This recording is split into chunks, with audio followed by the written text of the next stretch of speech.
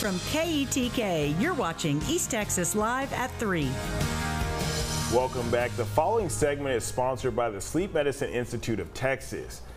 Well, welcome back to East Texas Live on KETK. Joining us now is Dr. Guge with the Sleep Medicine Institute of Texas, and he's back in the studio to break down some frequently asked questions about sleep. So, Dr. Guge, you wanted to play a little bit of a game about some of these asked questions to, get called fact or myth. So, can you tell me if your body lacks a little bit of sleep, is that a fact or myth?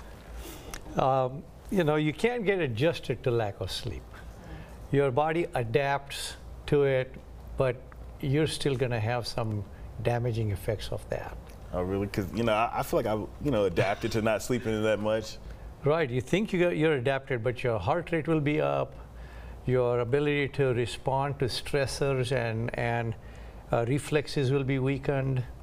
If you're in the law enforcement kind of work, you will have higher risk trying to defend yourself. Yeah. So there's a few things there that can be off, and you don't even know you did that. Yes, sir. So is it a fact or myth that napping makes up for the lack of nighttime sleep? No, it does not. A lot of people think, oh, I'll just take a nap.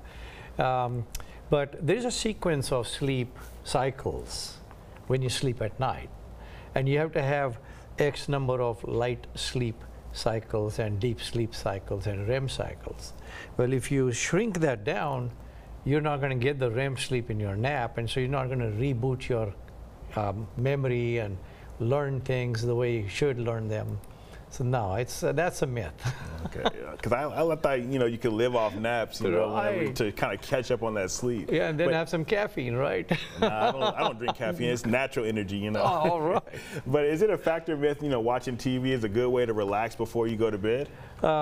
Not really. There are some programs that can put you to sleep, and so that may be one of the things that happens. But in general, TV watching exposes you to some kind of light frequencies, like the blue light frequencies, and these can shut down your melatonin production, and that can delay sleep onset. And so, of course, it's good for the TV programs because they get your viewership longer.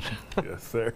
So is it a fact or myth being awake for 16 hours straight decreases your performance as much as if you have a blood alcohol level of 0.5%? That is true, and that's the minimum. Okay, there are times where that stretch of being awake can actually reduce your reflexes and make things worse even more if you have an underlying sleep disorder on top of the sleep deprivation. Yeah, because in college, people be cramming and staying up all late, so that's not good for them to stay up and do that. No, that's not, because whatever you read, you want to memorize it or put it in your memory, and that requires REM sleep, which is sleep. Yes, sir. So is it a fact or myth that, going without sleep or with poor sleep is likely to make you kind of hungry and make weight loss kind of hard?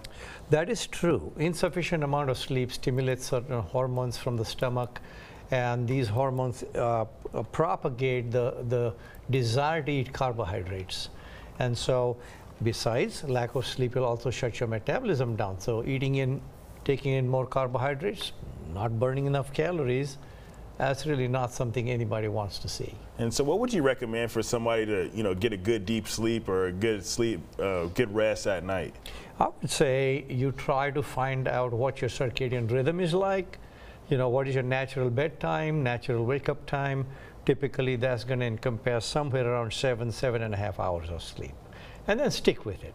Yeah. And so if somebody kind of struggles with, winding down, what kind of things would you recommend, naturally for them to do to kind of wind down and get to sleep? Well, naturally, you want to try and reduce any stressful reactions or interactions for several hours before you go to sleep.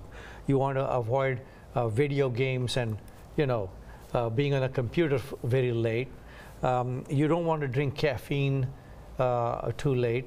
And you want to try and do some, relaxation techniques, meditation, light music, get in a hot tub, read a boring book.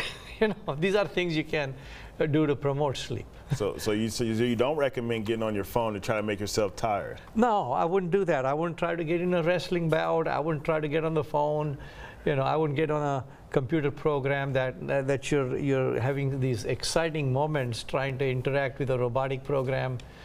those kind of things are necessary to be avoided before you're trying to go to sleep. Well, yes, sir. Well, thank you so much for coming in and telling us all about the facts and myths about sleep. Thank you, sir. It's my pleasure. Yes, sir. For more information, you can go to the website right here on your screen. The previous segment was sponsored by Sleep Medicine Institute of Texas.